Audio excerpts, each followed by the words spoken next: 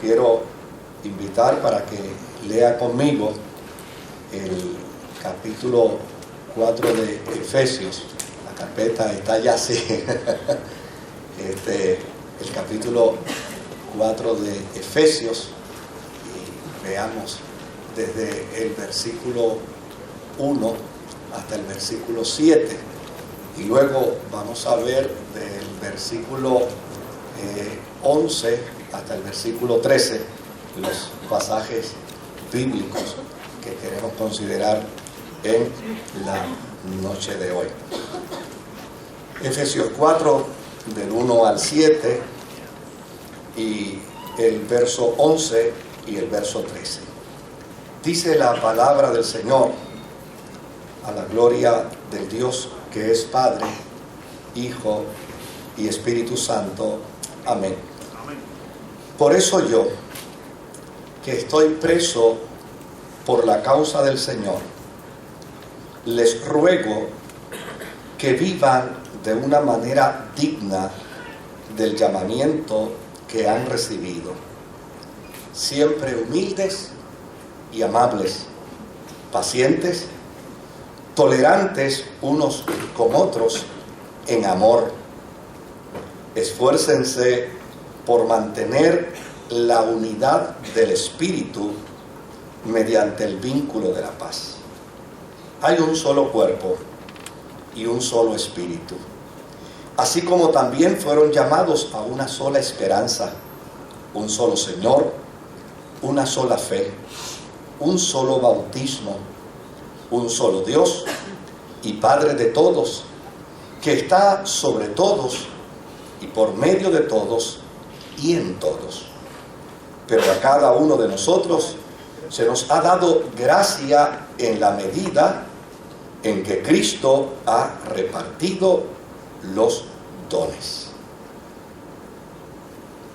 Verso 11 y verso 13 dice: y él mismo constituyó a unos apóstoles, a otros profetas, a otros evangelistas, a otros pastores y maestros, a fin de capacitar al pueblo de Dios para la obra de servicio, para edificar el cuerpo de Cristo. De este modo, todos llegaremos a la unidad de la fe y del conocimiento del Hijo de Dios, a una humanidad perfecta que se conforme a la plena estatura de Cristo. Amén. El Señor añada bendición Gracias, Señor. a su palabra. Desde luego, cuando traté de buscar alguna definición que fuera sencilla con respecto al término unidad, tengo que confesarles que no me fue fácil el proceso, porque la expresión unidad está presentada en un sinnúmero de campos y disciplinas del quehacer humano. Por ejemplo, el término unidad se utiliza en las matemáticas, en las álgebras, en la trigonometría, en la geometría. Nadie reprenda al diablo por aquellos periodos de clase, ¿verdad? Pero también el término unidad lo encontramos en las ciencias. Y también encontramos el término unidad en la medicina. Y también lo encontramos en la tecnología, en la cibernética. Y en el campo social también el término unidad se encuentra. Ahora, lo que es interesante es que a pesar de que el término unidad se encuentra en estos campos y en muchos más, la implicación del término, indistintamente sea en la ciencia o en la matemática, en la tecnología cibernética o electrónica, no importa donde se utilice el término unidad, la implicación sigue siendo la misma. Unidad implica la propiedad de todo ser, en virtud de la cual no puede dividirse sin que su esencia se destruya o se altere. Es decir, para que algo tenga unidad es necesario que se mantenga dentro de su concepción.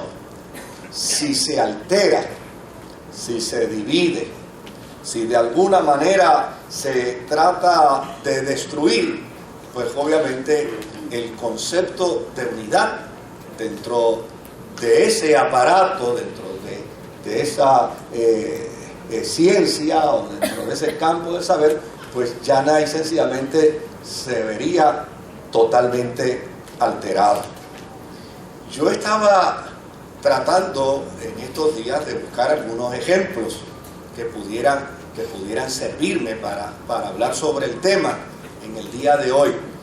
Y desde luego, un ejemplo que encontré y que he hecho la salvedad, porque obviamente aquí hay gente que sabe de lo que yo voy a hablar muchísimo más que yo, porque a fin de cuentas cualquiera que haya leído una página de esto que yo voy a hablar sabe más que yo, pero obviamente lo voy a decir porque conseguí la información. Pero fíjese que nosotros estamos disfrutando de un ambiente fresco en la nave, en el templo, y este ambiente fresco es como resultado de algo que hemos denominado la unidad de aire acondicionado. Usted no tiene idea cuánta gente se les acerca ahora y dice, está muy fría o hay que prenderla, ¿verdad? La unidad de aire acondicionado. Y eso lo decimos nosotros tan tranquilamente. Si se nos daña en la casa, decimos, tengo la unidad de aire acondicionado dañada, ¿verdad? O tengo que buscar a alguien que venga a arreglar la unidad de aire acondicionado. Fíjese que estamos utilizando el término unidad. Ahora, ¿por qué le llamamos a ese aparato unidad de aire acondicionado? Pues le llamamos unidad de aire acondicionado porque tiene una serie de piezas, tiene una serie de elementos que obviamente todos ellos combinados en su trabajo, en su función, en su tarea, son los que nos permiten a nosotros disfrutar de un ambiente agradable. Como por ejemplo, una unidad de aire acondicionado tiene una bomba o un motor. El trabajo de esa bomba o de ese motor es mover el fluido. Y desde luego tiene una serpentina. La serpentina tiene una función particular, no es igual a la de la bomba, pero es una función necesaria, porque la serpentina enfría el fluido y tiene un ventilador. El ventilador no es igual a la bomba en función, pero desde luego el ventilador trabaja en beneficio del motor o de la bomba, porque el ventilador enfría el fluido que va a pasar a través de la serpentina para que el motor pueda trabajar más eficientemente. Y desde luego tiene unos cables eléctricos, porque a fin de cuentas, si usted tiene una unidad de aire acondicionado sin cables eléctricos, usted no tiene nada. No puede disfrutar absolutamente de nada. Y tiene unos condensadores. Y además de los condensadores, tiene una serie de piezas electrónicas. Todo ese conjunto de elementos, de piezas que están dentro de eso, es lo que le llamamos la unidad del aire acondicionado. Si todos ellos funcionan a la perfección, yo le aseguro que usted no va a pasar calor, ¿verdad? Si todos ellos funcionan bien, usted va a disfrutar de un aparato que le va a enviar un aire que le va a producir un ambiente agradable en su habitación. Lo mismo acontece con otro término, en esta ocasión con un término que tal vez a nosotros nos crea una mezcla de sentimientos. Por un lado nos puede asustar, pero a la misma vez nos da cierta confianza. Y es cuando o vamos al hospital o un ser querido va al hospital y de repente nos dicen, lo vamos a poner en la unidad de cuidados intensivos. Cuando a uno le dicen eso, uno siente como que el corazón se le baja un poco, ¿verdad?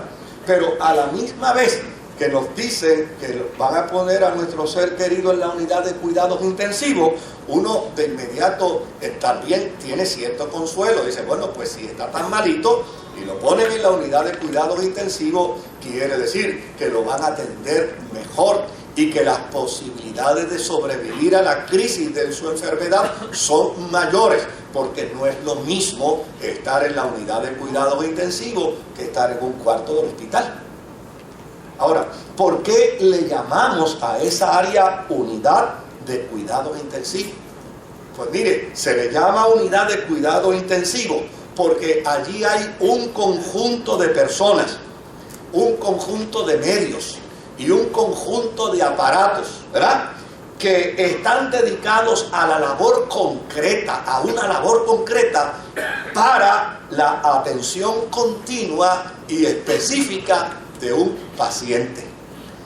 Para uno llamarle a una habitación unidad de cuidados intensivos, no se necesita ser médico para pensar que allí tienen que estar una serie de aparatos que estarán disponibles para cualquier urgencia, para cualquier emergencia que sufra el paciente que está allí. Y los que están allí sirviendo como médicos tienen que tener una serie de adiestramientos, y las que sirven como enfermeras tienen una serie de adiestramientos. De hecho, si usted va a una unidad de cuidados intensivos y no hay un aparato para resucitar, ¿verdad?, a través de electricidad a un paciente que ha sufrido un infarto cardíaco, y no hay un aparato que uno le llama un tanque de oxígeno, uno dice, eso no es ninguna unidad de cuidados intensivos, porque para ser unidad tiene que tener ¿qué? Todos esos elementos. Ahora, asimismo, como una unidad de aire acondicionado sin sus piezas no funciona, no sirve, y una unidad de cuidados intensivos que no tenga especialistas y aparatos especiales para el tratamiento a enfermos críticos no sirve. De esa misma manera, para llamar a las cosas espirituales desde el punto de vista de la iglesia del Señor, nosotros necesitamos recapacitar, porque a fin de cuentas, para que haya unidad es necesario que la esencia de eso que llamamos unidad no se divida, no se altere, no se destruya. Porque si se divide, si se altera o se destruye, deja de servir en su función de unidad. Entonces, esto es lo que nos va a plantear el apóstol San Pablo en estas expresiones del capítulo 4. Fíjese con lo primero que él comienza. Él comienza diciendo, yo estoy preso. Pero aún preso tengo unas preocupaciones. Y aún preso tengo un interés muy particular. Mi interés es tan grande que ya no es sencillamente, en lugar de orar para salir de la cárcel, en lugar de orar para que aquí alguien venga y me fíe, en lugar de orar para que de alguna manera Dios me liberte de este sitio, como ya lo había hecho con anterioridad en otra cárcel en Filipo, en lugar de orar por mi bien, estoy orando para que en la iglesia haya una conciencia de unidad. Y estoy orando porque ya no hay sencillamente, creo que lo que puede producir perfección, note bien, lo que puede producir perfección en la vida de la iglesia no es el nombre. Lo que puede producir perfección en la vida de la iglesia no es su programa. Lo que puede producir perfección en la vida de la iglesia no son sus carismas. Lo que puede producir perfección en la vida de la iglesia es el sentido de unidad. Una iglesia puede ser extraordinariamente carismática, pero si no tiene sentido de unidad, sus piezas están alteradas, sus piezas están afectadas. Y si las piezas están afectadas, no sirve. Ahora, note bien lo interesante de los planteamientos que hace el apóstol San Pablo. El apóstol San Pablo interesa promover el elemento, el sentido de la unidad en la iglesia, pero él dice que ese sentido de unidad tiene que darse como consecuencia de la santidad. Y la santidad, en su mejor definición, no tiene que ver nada con mangas, ni pelos, ni falda. La santidad en su mejor definición, con lo que tiene que ver, es con integridad.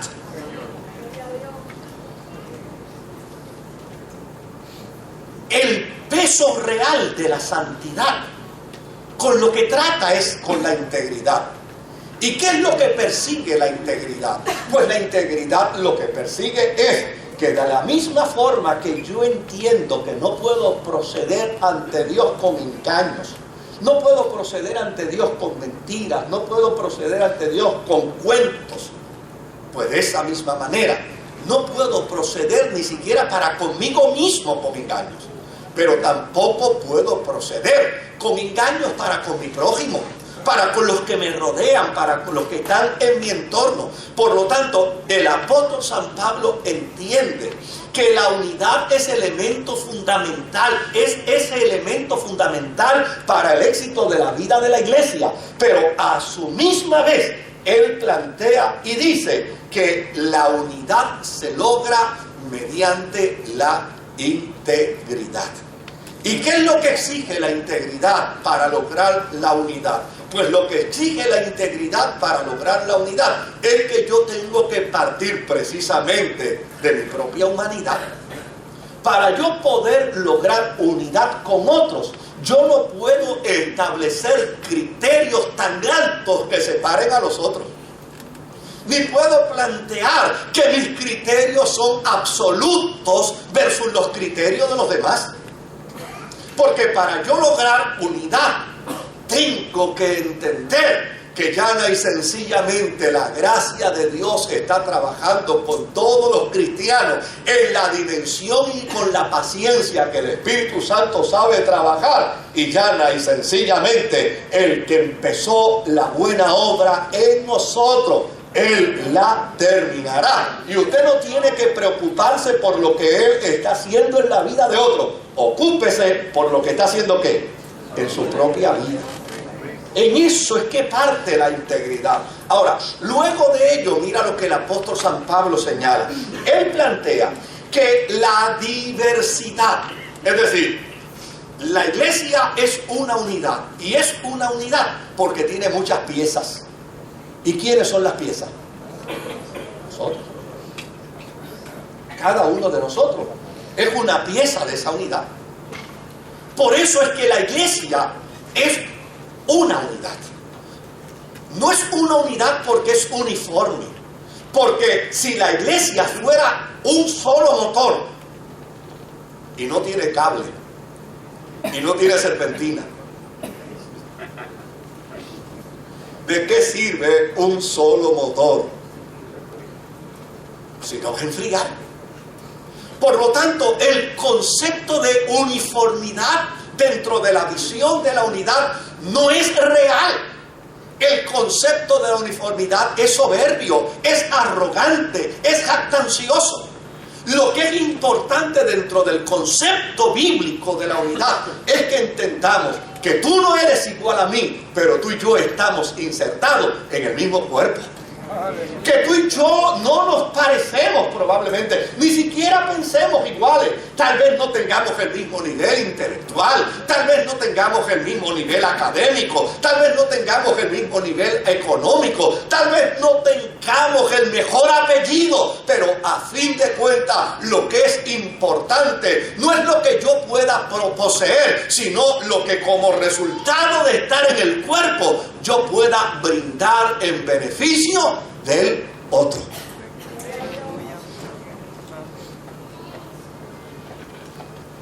Y Pablo dice, dentro de esta expresión, porque yo lo que quiero es parafrasear a Pablo, Pablo dice que esa diversidad adviene a la vida de los cristianos mediante los dones del Espíritu.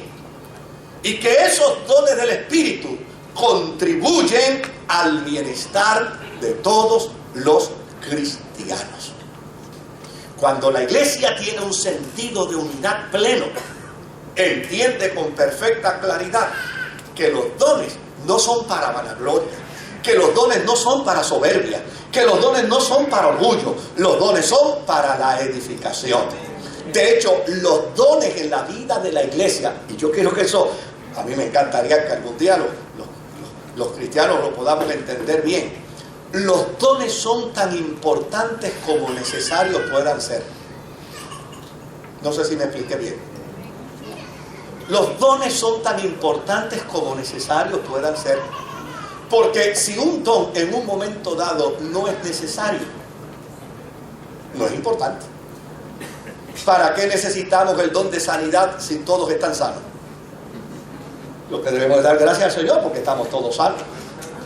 Ahora, lo que es importante es que entendamos que cuando alguien esté enfermo, hay dentro de la vida de la iglesia una pieza, un elemento, un instrumento, un condensador, un canto de cable, algo hay dentro de la vida de la iglesia que se llama don de sanidad, que se llama don de ciencia, que se llama don de profecía, que se llama don de discernimiento. Y esto no es para la vanagloria del que lo posee, sino llana y sencillamente esto es para la edificación del cuerpo de Jesucristo. Miren, cuando los aires acondicionados de los carros antes, en los modelos viejos, que tenía un airecito acondicionado antes, porque yo llegué a tener carros que en lugar de tener aire acondicionado lo que tenía era un abanico que compraba de 7 pesos y se lo conectaba al aire. Pero los que sabían que en tiempos pasados, para usted disfrutar de su aire acondicionado, cuando apagaba el carro, le recomendaban que apagara el aire primero y el carro después, ¿verdad? Todavía hay mucha gente que tiene esa costumbre. Lo que no sabe la gente es que ahora la tecnología ha cambiado. Y aquí están los que saben de eso, que ya por lo menos me están afirmando con la cabeza y yo me siento más cómodo en decirlo, ¿verdad? Y es que ahora el sistema en la computadora tiene un elemento que ya necesariamente usted no se tiene ni que preocupar de apagarlo, ni de cerrarlo, porque el sistema tiene un elemento que cuando usted apaga el carro, antes que el carro se apague, la computadora envía una señal y cubre todo el sistema eléctrico del aire acondicionado y el carro no sufre ningún daño. Los miembros del cuerpo somos piezas en la unidad de la iglesia.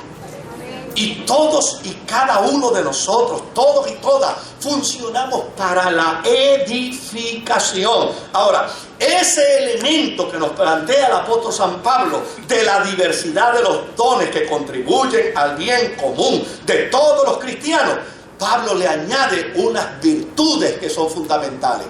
Porque para que haya unidad es necesario que haya comprensión, que haya entendimiento, que haya razonamiento. ¿Por qué tiene que haber unidad en la iglesia? Porque somos un solo cuerpo. Por esa razón. Tiene que haber unidad porque somos un solo cuerpo. La iglesia no son 2 cuerpos, no son 3, no son 4, no son 5. La iglesia es ¿qué? Un solo cuerpo. Y el apóstol San Pablo invita a los cristianos para que puedan conocer esa realidad. Yo soy un solo cuerpo con mi hermano.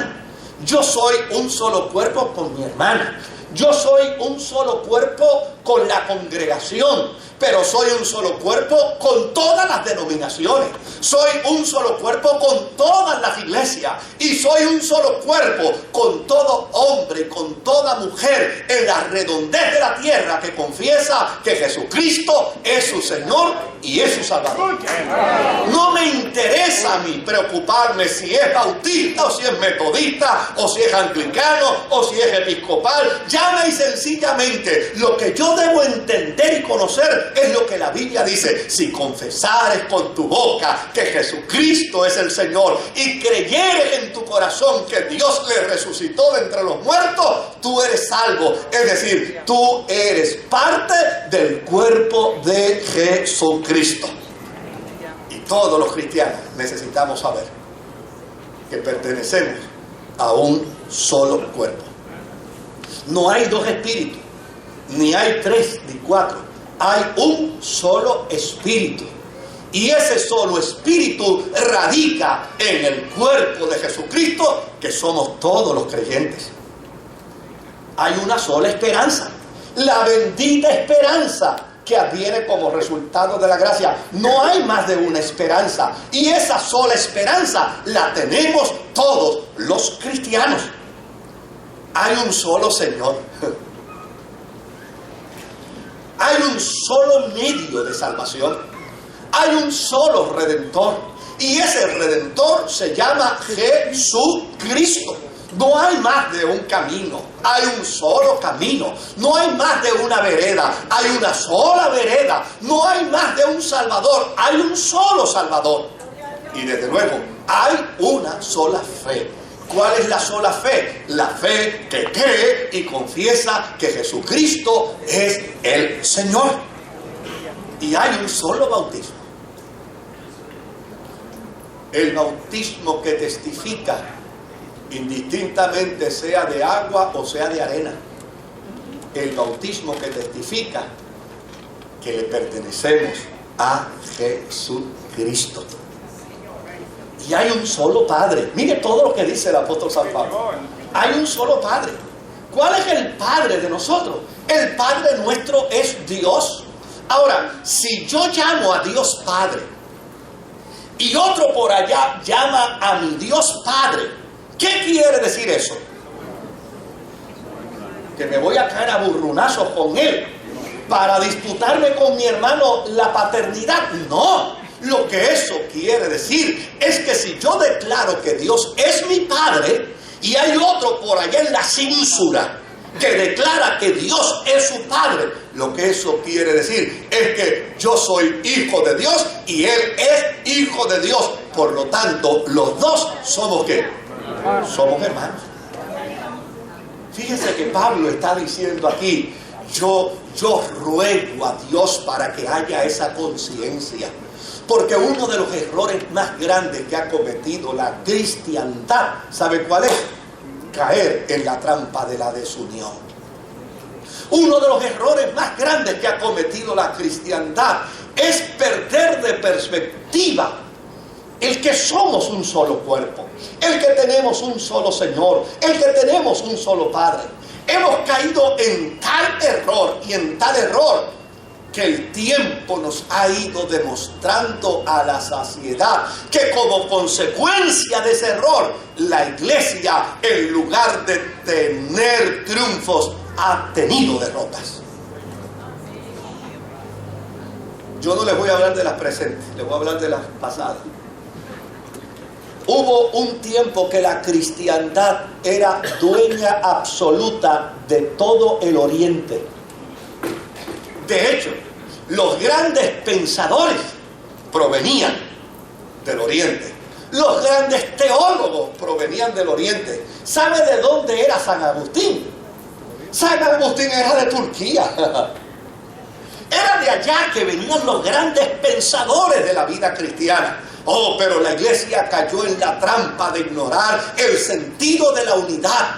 Y hoy en día, todo Oriente le pertenece a cualquier religión, menos al cristianismo. Oriente le pertenece a los budistas, Oriente le pertenece a los confucionistas, Oriente le pertenece a los musulmanes, pero no le pertenece a los cristianos. Y usted se tendrá que preguntar, ¿cómo es posible que una región que en un tiempo en su totalidad era cristiana, ahora ha perdido la esencia de su cristianismo? Y la respuesta más honesta es que perdimos el sentido del concepto de la unidad. Ahora, note bien lo que nos presenta el apóstol San Pablo. La unidad es la que nos perfeccionará para la obra del ministerio. Fíjense lo que dice Pablo. Pablo no dice que son los dones los que perfeccionarán a la iglesia. De dones estaba llena Corinto. Pero no son los dones los que perfeccionan a la iglesia. Ni tampoco es el conocimiento teológico lo que perfecciona a la iglesia. Porque precisamente el precio más caro que ha pagado la iglesia es que como consecuencia del conocimiento nos hemos separado unos de otros. No es el conocimiento. Lo que hace perfeccionar a los santos es la unidad. Lo que hace edificar el cuerpo de Cristo. ¿De qué se compone el cuerpo de Cristo? El cuerpo de Cristo se compone de cristianos que están repartidos en todo el mundo, de cristianos que están inmersos en decenas o en centenas de denominaciones. El cuerpo de Cristo se perfecciona a través de la unidad para que de esa manera el cuerpo de Cristo, que son los cristianos y las cristianas, sean edificados a través del cuerpo. ¿Con qué objetivo? Es un objetivo redundante para que todos lleguemos a la unidad de la fe y del conocimiento del Hijo de Dios. En la tesis de Pablo, unidad produce unidad. Y la unidad en crecimiento genera conocimiento. Y la unidad en crecimiento desarrolla sentido de fe. Pero los cristianos hemos hecho lo contrario. Es decir, yo desarrollo un concepto teológico. Y el concepto teológico que yo desarrollo, lo primero que hago es que llamo a gente, convoco a gente. Le digo, esto es lo que yo creo. Y desde luego, los que estén de acuerdo conmigo, vénganse aquí. Y una vez hay un grupo de gente de acuerdo conmigo, inmediatamente lo próximo que le digo es, ahora ustedes son parte de esta gran visión del Espíritu Santo de Dios. A los demás que se los lleve el diablo. Así es como hemos funcionado. Así es como hemos articulado la fe por cientos de años. Y se nos ha olvidado el sentido de la unidad. Tal vez no pensemos iguales, pero somos un solo cuerpo. Tal vez no nos comportemos iguales, pero somos un solo cuerpo. Tal vez nuestros miembros no ejerzan la misma función. Gloria a Dios que no ejercen la misma función. Porque si a estas alturas de mi vida mis orejas quisieran ser corazón, me fastidian el cuerpo. Y si mis riñones quisieran ser pulmones, me fastidiarían el cuerpo. Mi cuerpo se destruiría si uno de los órganos de mi cuerpo quisiera salirse del cuerpo porque ya sencillamente no está contento con los otros miembros del cuerpo. Usted se imagina que ahora mismo su corazón decida salirse de usted porque no se lleva con sus pulmones.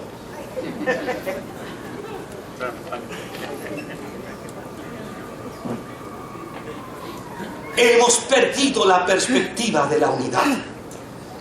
Y debemos volver de nuevo a la definición. Sin unidad, la iglesia pierde su esencia y se destruye. Y vuelvo de nuevo a afirmar lo que dije al principio. Unidad no es uniformidad. Unidad es diversidad. Y en medio de esa diversidad, entender que todos somos necesarios. La unidad de aire acondicionado sabe y entiende que todos sus elementos y sus piezas son necesarias para producir un ambiente agradable. La unidad de cuidados intensivos sabe que todos los elementos son necesarios para producir un sentido de seguridad al enfermo y a su familia.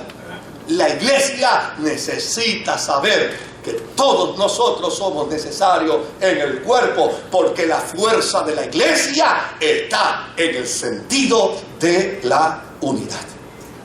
Si usted va conmigo brevemente al Evangelio según San Juan, al capítulo 17 del Evangelio según San Juan, usted va a encontrar a Jesús orando.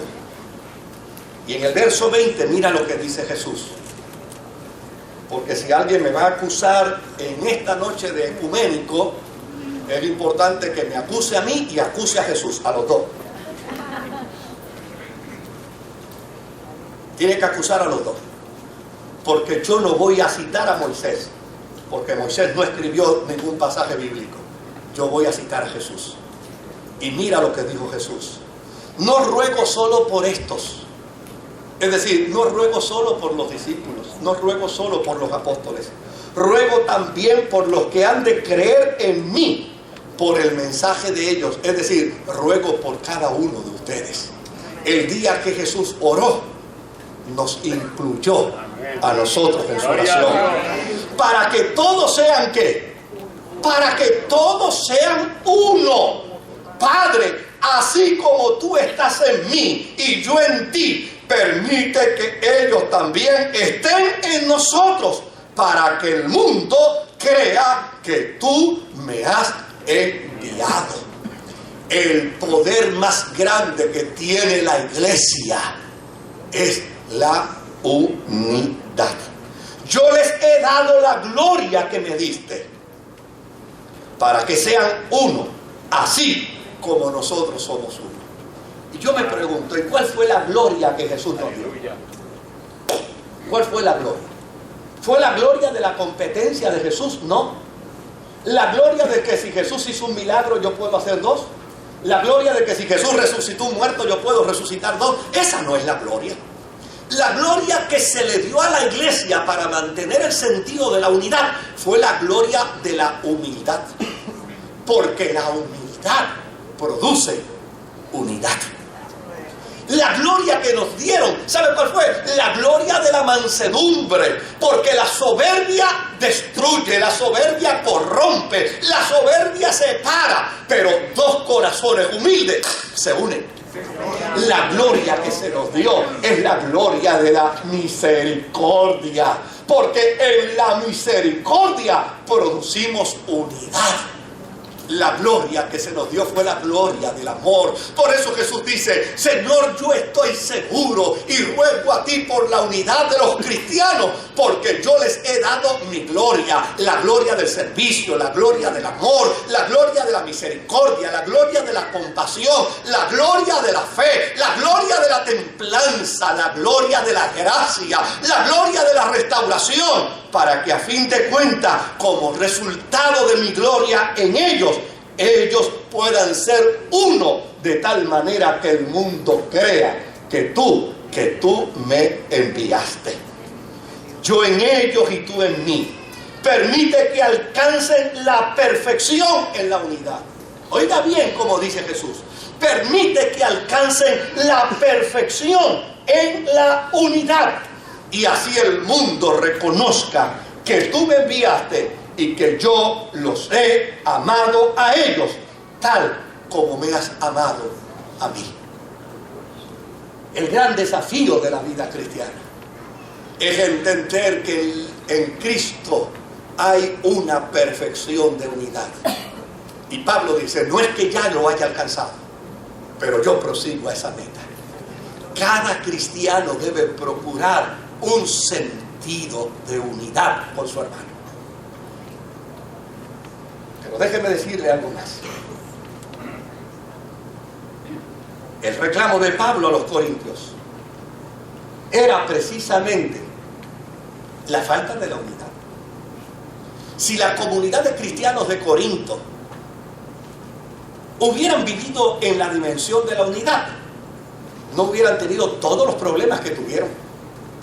Sus problemas advinieron como resultado de la falta de unidad.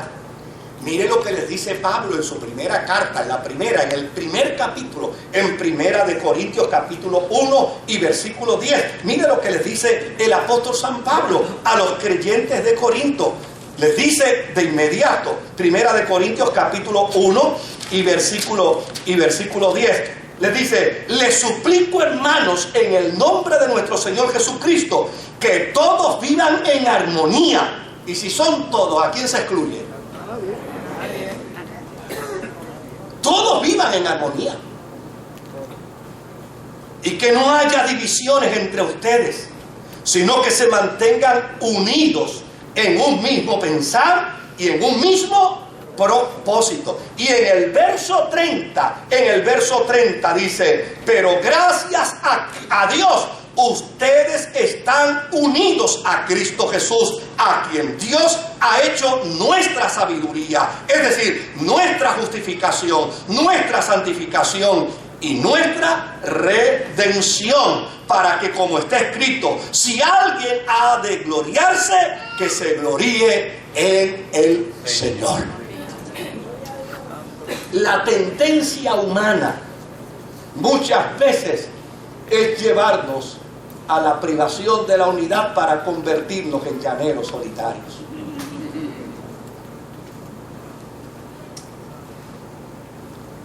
Y a veces caemos en la trampa del protagonismo. Y cuando caemos en la trampa del protagonismo, llana y sencillamente nuestra obsesión es el reconocimiento, la adulación. Cuando vivimos en el sentido pleno de la unidad, no dejamos de trabajar, no dejamos de hacer cosas, no dejamos de realizar propósitos. Y cuando esto se logra, ¿sabe qué descubrimos? Que toda la gloria, toda la alabanza y todo el honor le corresponde solo al Señor. Esa es la importancia que el apóstol San Pablo le da al concepto de la unidad.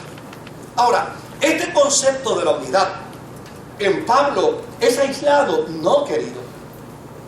Este concepto de la unidad en Pablo es parte del sentimiento del Espíritu Santo. Es parte del corazón de Dios.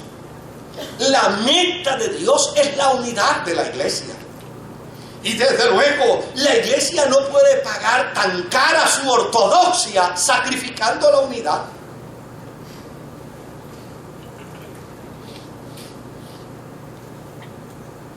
No podemos pagar tan cara la ortodoxia sacrificando la unidad.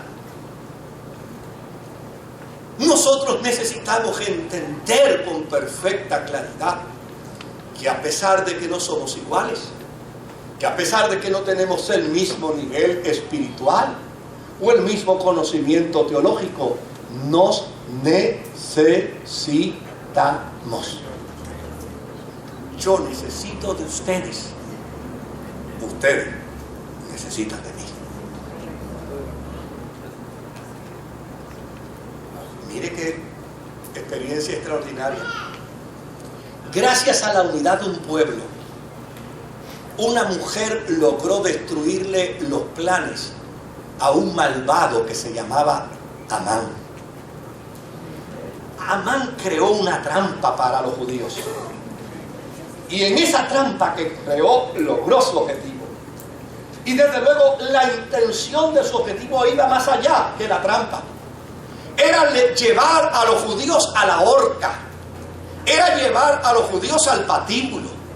Era que los judíos murieran.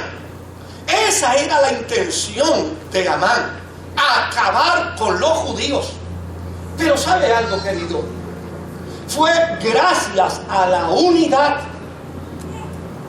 Desde luego, la invitación de Esther es a la oración, pero de muy poco sirve una oración sin unidad.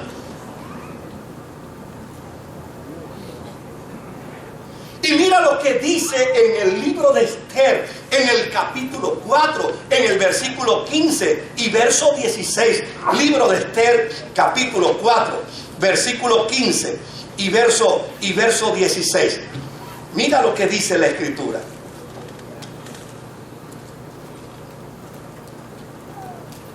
Esther le envió a Mardoqueo esta respuesta: ve y reúne a todos los judíos que están en Susa para que ayunen por mí.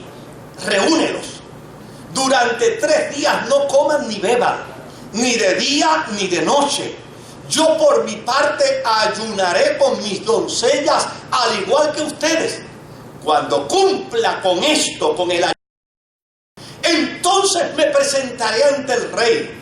Por más que vaya, verso 17, por favor, por más que vaya en desobediencia, Él me escuchará, Él me oirá. Y si perezco, que perezca.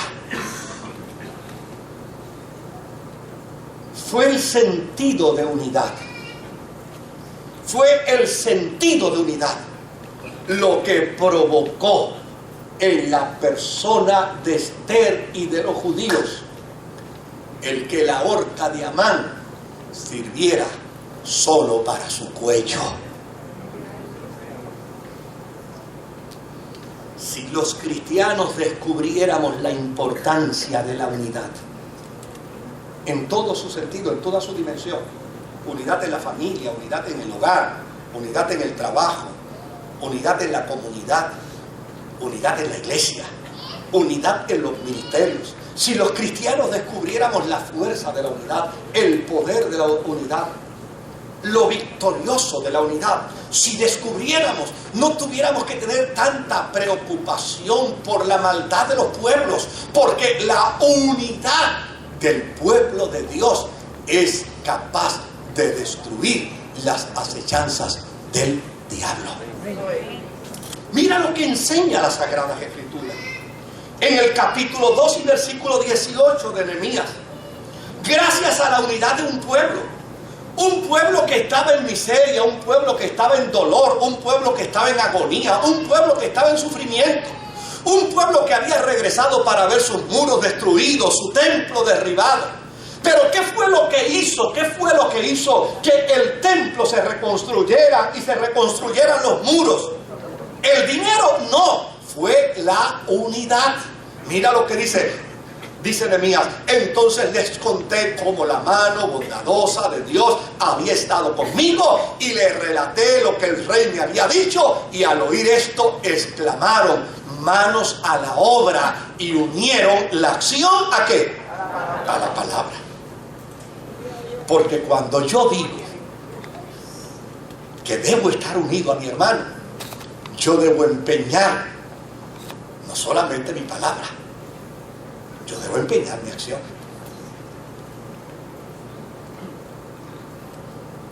Debemos despertar a una realidad de unidad que no esté estereotipada, que no sea un disco rayado, que no sea una expresión del papagayo. Porque les confieso que muchas veces lo que percibo dentro del pueblo cristiano es precisamente eso. Un ejemplo de ello: dígale a su hermano que lo ama, y allá todo el mundo se voltea, dice: te amo, mi hermano. Hasta se lo cantamos en un corito. Pero realmente estamos empeñando la palabra con nuestra acción. No. Mire, si yo le digo a mi hermano que lo amo, pero no le digo a mi hermano: en lo que tú creas que yo te pueda servir, ocúpame. En lo que creas que pueda ayudarte, ocúpame. Si me necesitas, aquí estoy presente. Mire, si alguien me va a decir a mí que me ama y no me va a ayudar, que no me ame nada, que se ahorre la verdad. Pártese. Porque a fin de cuentas yo no quiero un amor estereotipado, yo no quiero un amor rayado, yo no quiero un amor de papagayo. La Escritura plantea que el concepto de la unidad no puede ser simplemente una expresión de retórica. Tiene que ser una acción, una acción. El movimiento se demuestra ¿cómo? Andando. La unidad se tiene que demostrar dentro del marco de la acción. A veces hablamos los cristianos, óigame, que el diablo, siendo padre de mentira, ni nos cree.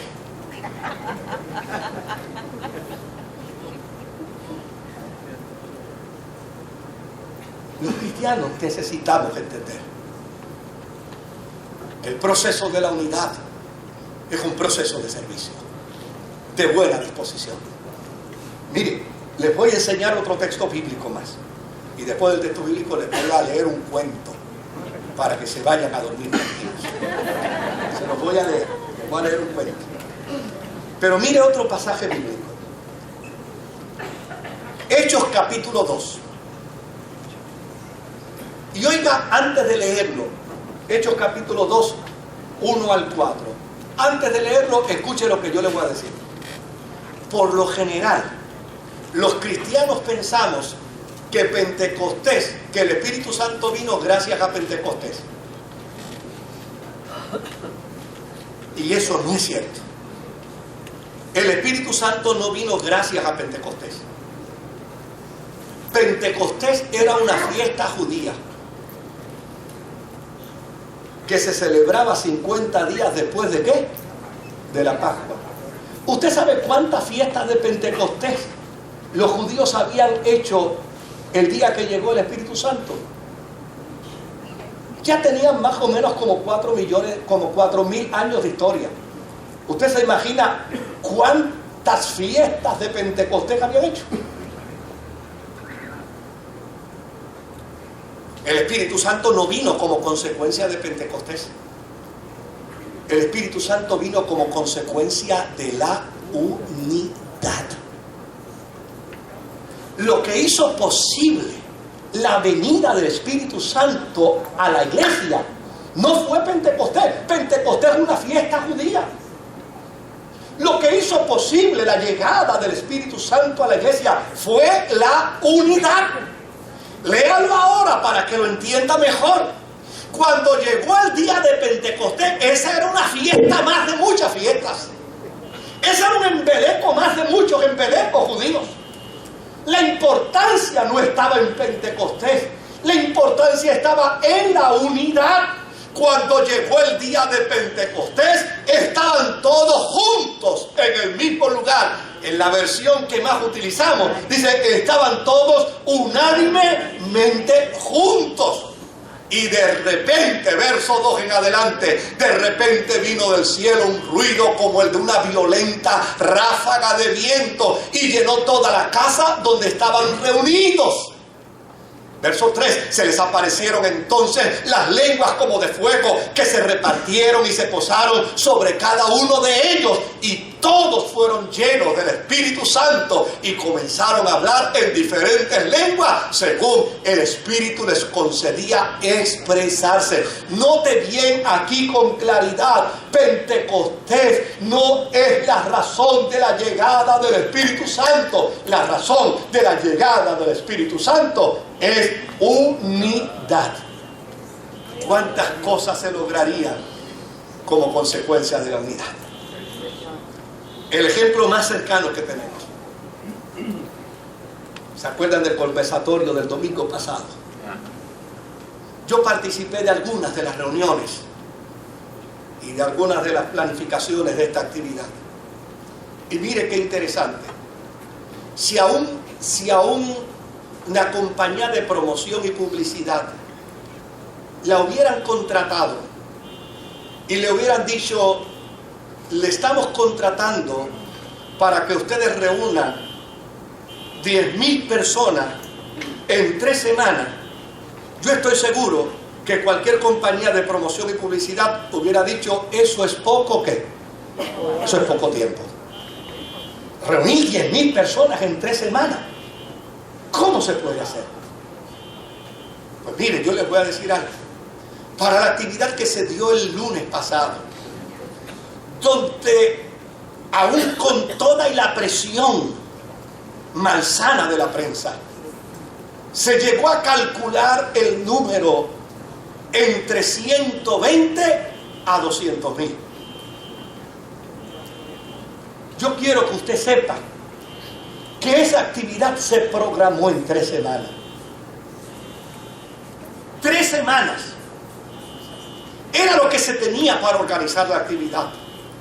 En la primera reunión, ¿sabe lo que se dijo? Vamos a hacer un esfuerzo para lograr reunir 10.000 personas. Y los que estaban allí pensaron que era imposible en 3 semanas, lógicamente imposible, en 3 semanas reunir 10.000 personas. Pero ¿sabe qué sucedió? Que pasada una semana, faltando 2, en la próxima reunión, ¿sabe qué se decía? Creemos que van como 30.000. ¿De verdad? Sí, creemos que van como 30.000. ¿Sabe qué sucedió? Faltando una semana, en la próxima reunión, ¿sabe qué se dijo? Creemos que van entre 50 a 75.000. ¿Y sabe qué sucedió el día de la actividad? Reunidos detrás de la plataforma, allí habíamos un grupo de pastores. ¿Y sabe qué decían los líderes?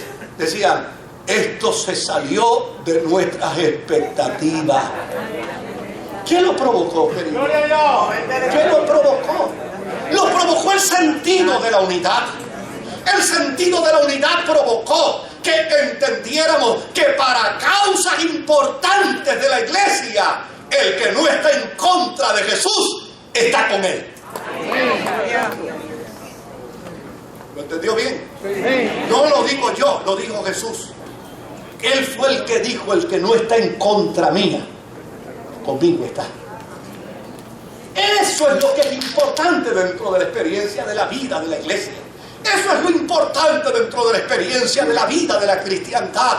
Que entendamos que el arma más poderosa que la iglesia tiene es el sentido de la unidad. Sin unidad, la iglesia pierde su esencia y se destruye.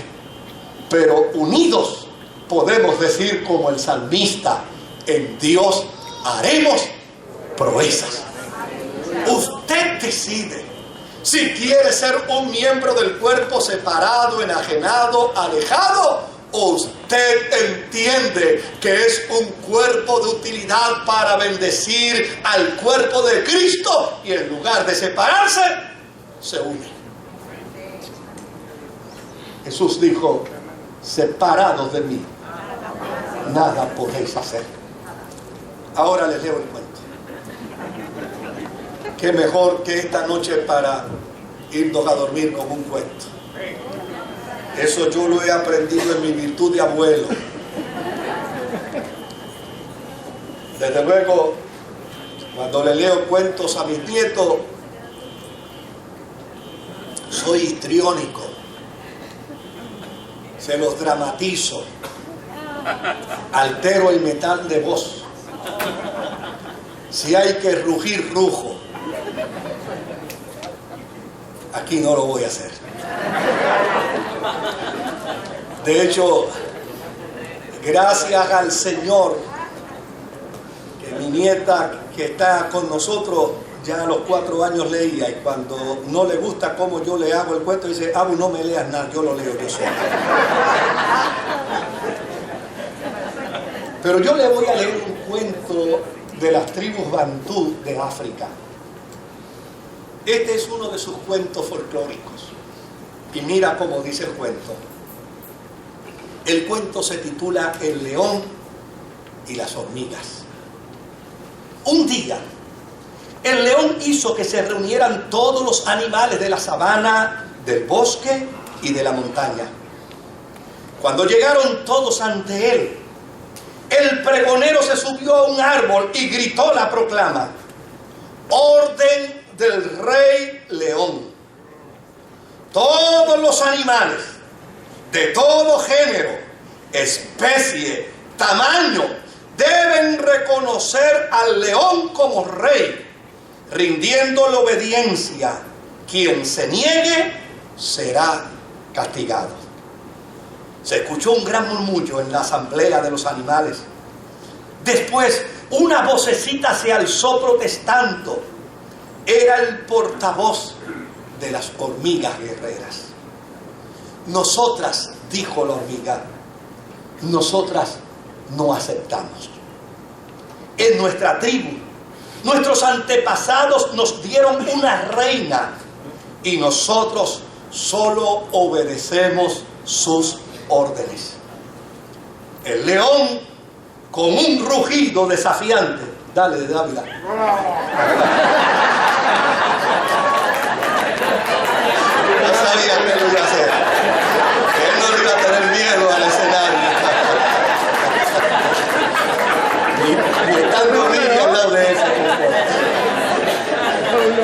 El león con un rugido desafiante respondió: ahora tendrán un gran castigo. Todos se dispersaron. Los hijos del león salieron de casa, cogieron un jabalí, lo escondieron tras unas ramas y fueron a llamar al rey. Las hormigas se reunieron desde los 4 puntos cardinales y en un momento cubrieron la sabana. Se preparaban para la gran batalla. En un momento se comieron el jabalí, dejándole solo los huesos. Mientras tanto el sol había desaparecido tras el horizonte, llegó el león majestuoso con su familia. Entonces el ejército de hormigas entró en acción. De la hierba y de las hojas llovieron sobre los leones las hormigas. Treparon por sus patas, mordiendo con fuerza. Los leones rugían de dolor, se tiraban sobre la hierba para frotarse. Intentaron escapar, pero no podían luchar en la oscuridad contra el enemigo omnipresente. A la mañana siguiente, un buitre, pasando en vuelo rasante, vio esparcidos los esqueletos desnudos de la familia de aquel que había querido imponerse como rey absoluto de los animales. Y el buitre, continuando su camino solitario, pensó que los poderosos no deberían nunca despreciar la fuerza de los pequeños cuando se unen.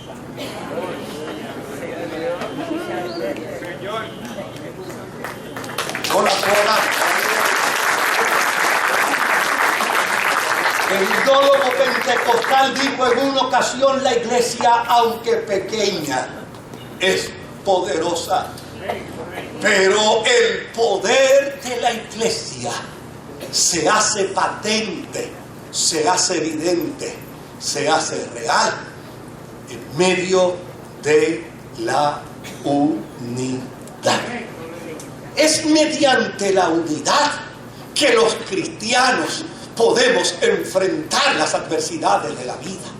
Es mediante la unidad que los cristianos podemos enfrentar los desafíos del momento. Es a través de la unidad que la iglesia puede hacerse grande en medio de sus enemigos. No olvidemos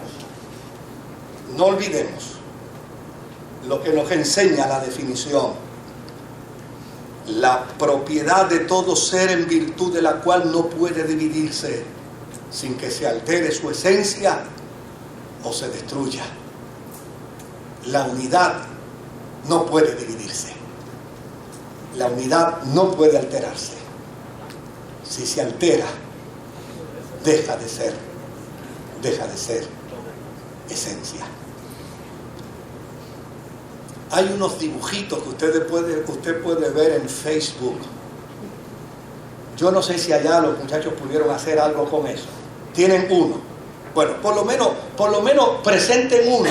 Resulta que hay un montón de pingüinitos subidos en un pedazo de hielo. Y desde luego, una ballena asesina se dispone a tragárselos a todos. Los pingüinos están buscando una alternativa. ¿Y sabe qué decidieron? Ellos decidieron ubicarse todos en un extremo del témpano de hielo. Y cuando la ballena asesina venía a comérselos, todos se fueron a la esquinita unidos. Unidos lograron levantar el témpano de hielo. Cuando la ballena asesina abrió su boca, se tragó el témpano y se ahogó, pero no pudo hacerle daño a los pingüinos. Hay otro. Está el de los cangrejos. Hay una multitud de cangrejos, una caravana de cangrejos que están caminando frente a la playa. Y desde luego, de momento, ven un pajarraco en el aire que se dispone a llevarse uno de los cangrejos. ¿Sabe qué hicieron los cangrejos? Se unieron todos. Y una vez se unieron todos, levantaron sus palancas hacia arriba. Y cuando el pájaro vino, ellos empezaron a mover sus palancas. Y al final, el pájaro termina tirado en el suelo, recortadito, totalmente desplomado.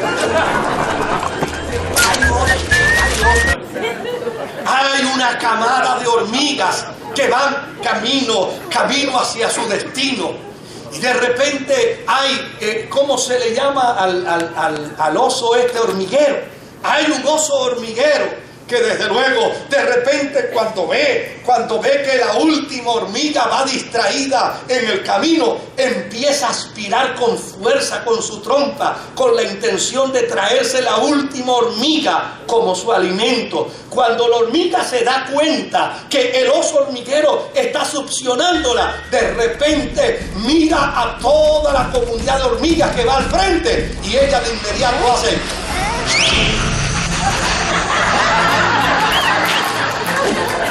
Y vienen todas las hormigas, se juntan, se unen, se hacen una masa compacta. Y cuando el oso hormiguero aspira, se las lleva todas al hocico y se asfixia. Óigame, necesitamos aprender que el triunfo de la iglesia radica en la unidad. Vamos a unirnos. El lema para este año en nuestra iglesia será laborando unidos en la obra de Dios. Porque no nos interesan líneas paralelas, porque no nos interesa llaneros solitarios, porque no nos interesan tribus aparte. La historia nos revela que siempre que nos separamos sufrimos más daños que cuando estamos unidos. Pues entonces hagamos caso a la historia bíblica, juntémonos, laboremos unidos para que veamos la gloria del Señor. Que Dios me los bendiga.